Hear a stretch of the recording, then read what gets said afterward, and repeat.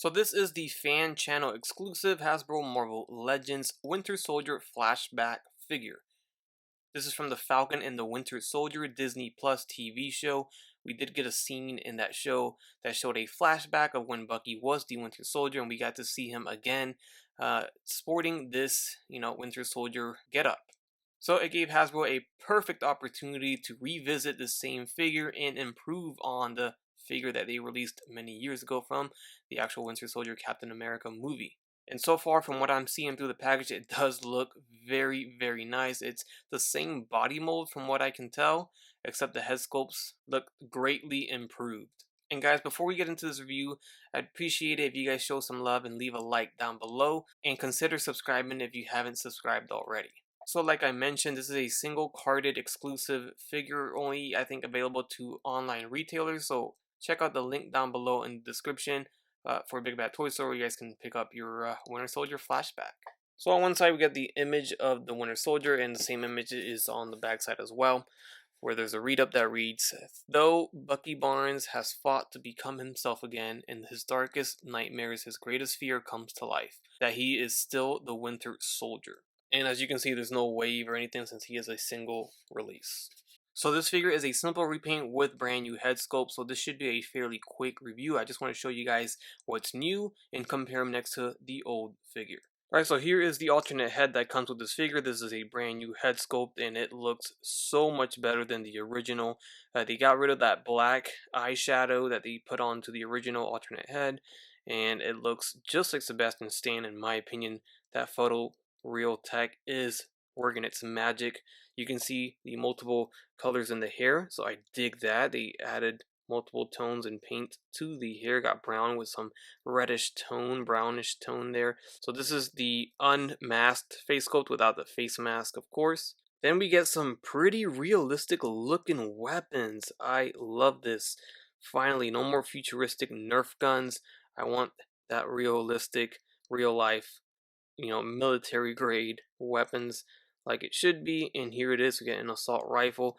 The magazine is not removable. Nothing's removable, but hey, it's a nice sculpt for sure. Nothing's painted on it. It's just all black plastic mold. I'm digging the realistic sculpt to this weapon here. So that's the assault rifle, and then he has dual wielding pistols.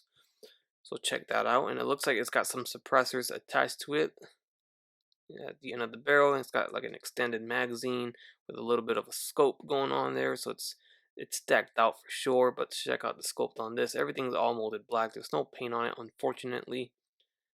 And the other gun is the same minus the extended magazine. So you can see here, you can actually probably get away with this being him like reloading it, mid reload if you want to pose him like that, or you can make it seem like it's an extended magazine. But this one, you can see it's all the way in there, so it's just a regular magazine, and it still has that suppressor at the end of the barrel. And this one has no scope, no red dot sight or whatever that, that sight is there. And he also comes with a knife. So I like this because it's painted. They painted the blade, and then the hilt is just black, where the grip is black. So cool. That's all that's needed in a knife. I feel like I don't need to say it, but sometimes they don't paint the knives at all. So always appreciate when they do. And then from here, we'll take a closer look at the figure, starting with his head sculpt that comes packed in, and this is the one with the face mask. Bucky was wearing a face mask before it was cool, but check that out. No eyeshadow, no nothing. It looks way better. Now this strong light I have shining on him really makes his hair look reddish, like a dark burgundy red. In person, it's more of a brown color, so it's not so red or burgundy, I should say, or maroon, whatever you want to call it. It's definitely more brown in person. Trust me. I don't know why it's giving off this look, but through the camera, it's definitely looking like it is a burgundy color. But the face looks so good. I'm digging it. And you only see the top, the top half of the face, the eyes. But they did such a great job, such an improvement. He doesn't have the goggles. I think he wore the goggles for a little bit.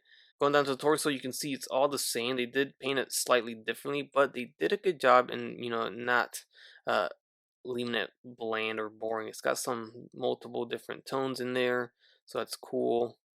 Appreciate all the paint, the silver on the buckle there. The arm is a gunmetal gray silver color, which is pretty dope. I would have preferred it being that awesome silver paint like they used on Ultron.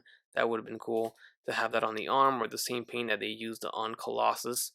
But you know, we don't get that, unfortunately. The star is painted on pretty clean, so that's cool. Here's the back side. We get that molded on knife on this back that doesn't remove. And this is the older sculpt, of course, so we get pin knees and pin elbows. So there's your look at him with that face mask head sculpt. And there's a look at him without the face mask. So head swap here. And there you can kind of get an idea of what that looks like on the body itself. You guys let me know down below, which one do you prefer? I have always liked the face masked face. It just looks more menacing, and that's how we first saw him. But it's definitely cool to have it without it as well, especially when it looks so good. And then here's a look at him with his assault rifle in hand, and he holds it, grips it very good. He does have regular hinges on the hand, not side hinges, so you can't really get him holding the gun up. You know, as much as I would like it to, I really like the side hinges when it comes to holding guns and weapons. Especially when you are trying to have him aimed on the sight. It just makes it so much easier to have the hand that is gripping the gun have a side hinge. So unfortunately both hands have regular hinges here, and you know, kind of sucks. That's the only thing I disagree with the figure, or it's my only gripe, I should say. I wish they would just had given us an alternate set of hands, I guess, with side hinges at the very least. But you can still kind of get a pose where he's kind of like calmly hoisting up the weapon up in the air like this. And then as for a, like, you know, calm pose with the gun, this is the best I could get it. This is where the side hinge comes into play. You can hinge it down and have him aim it down, or hinge it up and have him aim it up. But when it's not side hinged, you have no choice. It's just in the angle that that hand is posed. So that's about it for that. And then getting him to aim down the sight is just so difficult when he doesn't have side hinges. You really can't do it. I mean, you just gotta play around with it and see if you can get it the best you can. So there's another attempt at that pose. It's a little better. Get in there. And then there's a look at him with the dual wielding pistols in hand, and they both fit just fine. They also do have the peg hole at the end of the barrel, so you can add in any special effects that you may have already set aside in your collection that you're not using. Probably will fit into these pretty good. Alright, so here we have the previous Winter Soldier figure that came out in the Captain America Winter Soldier movie wave. I think it was a Mandroid Build-A-Figure wave. That was a while ago, and you can see they're still using the exact same body. I am okay with it. I mean, of course, I would have liked to get a whole new sculpt with pinless joints and just a, you know, a redo of the whole thing. But the sculpt is good. It's not bad. So why, you know, why let it go to waste? I can see why they just repainted it.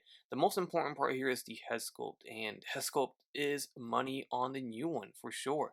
On the old one, you can see that they had the one with the face mask came with the goggles that he ended up taking off in the movie. But you could see his face is just completely covered up. But with that being said, the new one is better. We even got an updated assault rifle. You can see the assault rifles are different. Even though they look similar from a distance, they are different, and I think the new one is a lot better. And then here is the Bucky from the Falcon and the Winter Soldier TV show as well. This is him in present day. Not the flashback, so both from the Disney Plus show, and you can see them there next to each other. Likeness is pretty spot on, and the height is about the same. So there you have it. Nice, quick, and easy review of the fan channel exclusive Falcon and the Winter Soldier flashback scene figure from Disney Plus. Definitely worth the upgrade if you have the old Winter Soldier from the Captain America movie, and if you don't, then here's your opportunity to have, to have him. And now they did release the same body mold with a different head sculpt as a Walmart exclusive standalone for Captain America Civil War. I think it was the same body. I'm not sure. I actually ended up getting rid of that figure because I preferred the older one right here over that figure. I don't have that to compare it to, but I can tell you right now that this new one is the best one of them all. Alright guys, again, leave a like down below, comment, let me know your thoughts, subscribe if you haven't done so already, and as always, I'll catch you on the next one.